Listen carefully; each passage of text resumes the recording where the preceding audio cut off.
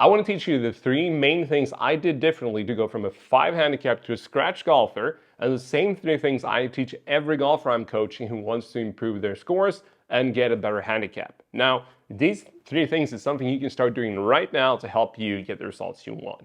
Hey everyone, let's talk about the 3 things I implemented into my golf game to help me go from a 5 to a scratch, and which I help, well, pretty much any golfer I'm coaching do on a regular basis to help them shoot lower scores as well.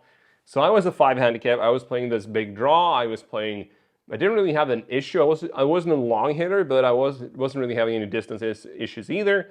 But I was making a lot of stupid mistakes, and I was trying to play a lot more aggressive golf than I needed to. So these 3 things, when I kind of figured it out, when the ball dropped and I realized that, well, I'm making golf a lot harder than it needs to be, things really took a turn for the better like that, which is kind of cool. So the 3 main things, and the first one is very simple, but it might sound counterintuitive.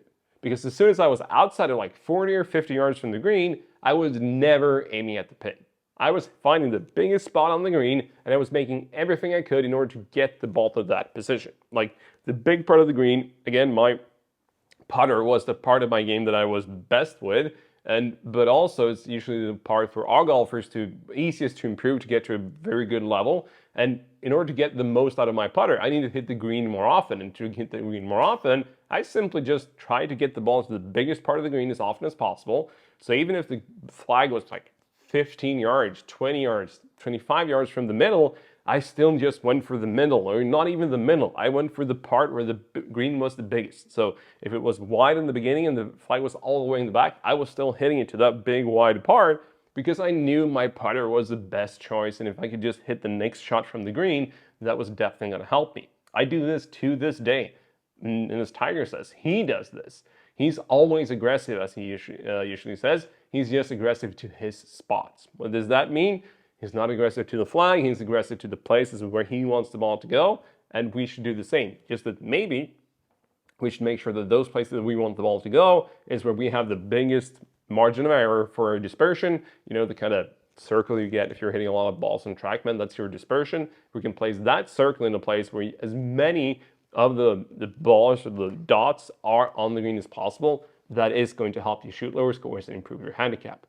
Number 2, I remember to this day, because it's one of those kind of ego things that it took a lot of me to make this decision and actually follow it to 100%, but it was well worth it. Nowadays, I don't really care about it. But what I did was I realized I was missing about 80% of the greens I missed. I was missing them short. So I was hitting it on a par 3 or par 4 or par 5 into the green. If I missed the green, I was doing it on the short side of the green. Not even on the right or the left. I was short of the green. And yeah, of course, some of those were just bad hits and everything like that. But in general, on average, I was missing the green short.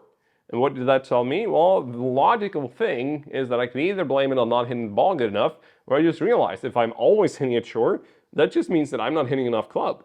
So I clubbed up. Every shot for like 3 or 4 years, every shot into a green, every tee shot with a par 3 or anything like that, I took 1 club more than I thought, just to kind of get used to swinging the golf club with a lower tempo and getting the ball to carry all the way and not having to kill it. What I should have done earlier, to be fair, is actually getting to know my numbers, but I didn't. I did it the opposite way, just figuring out that, well, this isn't getting me there, just add 1 more club. I'm getting to the green more often and I'm happy. So I clubbed up for each and every shot into the greens just to make sure that the ball would get there, or if anything went wrong, I tended to hit it past the green, and a lot of golf courses you will be playing won't have that many problems behind the green. Of course, it could be like an out-of-bounds limit or boundary or something like that, but in general, you're pretty safe if you're just hitting past the green a couple of meters or a couple of yards. That shouldn't be too much of an issue. And number 3 is that, in general, I started playing a lot more boring golf, because the main problem I had as a 5 handicap or in comparison to what I became when I was a scratch golfer, and to this day, was that I was playing a lot of the hit and hope golf. I was playing what I saw Tiger Woods pull off every now and then, you know, the kind of highlight reel stuff. I was taking a closer look at that and kind of following his footsteps. Or rather, I was trying to follow in his footsteps because I was nowhere near the level he was at, but I was playing with a lot of risk. So I chose to do the exact opposite. I called it boring golf. I still call it boring golf to this day. But to be fair, good golf is quite boring. Good scratch golf, nothing really much happens. There are not a lot of birdies, but there are not a lot of double bogeys or even bogeys. We're just hitting the fairway, hitting the green, putting it twice, and then moving on to the next hole. The same thing goes for Annika Sorenstam. She had, most people don't know this, but a lot of the time she had her mantra written in the liner of her cap. It said fairways and greens. That was her mantra going through and round. So hit the fairway, hit the green, and let the putter make the work. And we should probably be doing the same thing. Now, do I have a higher handicap than scratch? I might have some extra shots, and of course it's going to be like hit the fairway again, hit the green, putt twice, and move on. Like, making golf as boring as possible, if you want to score as well as possible, is important. Now, if you don't want to score as well as possible, because to me, the word boring golf might sound a little bit dull. What I mean by that is the way I'm playing is boring, but the result is a lot of fun. I want to play good golf as often as possible. I want to shoot in as low score as often as possible.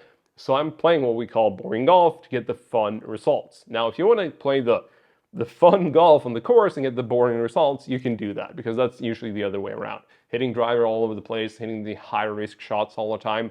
It can be a lot of fun until you're getting tired of looking for your golf ball, or tired of the doubles of the scorecard or anything like that. So playing boring golf became a very important part to me. Aiming for the middle of the flag, clubbing up, and playing boring golf are all three things that help me get from a 5 to scratch golfer, but also is helping a lot of the players I'm coaching to have them shoot more consistent and lower scores than they've done ever before in their life. Try these three things and see them improve your golf game.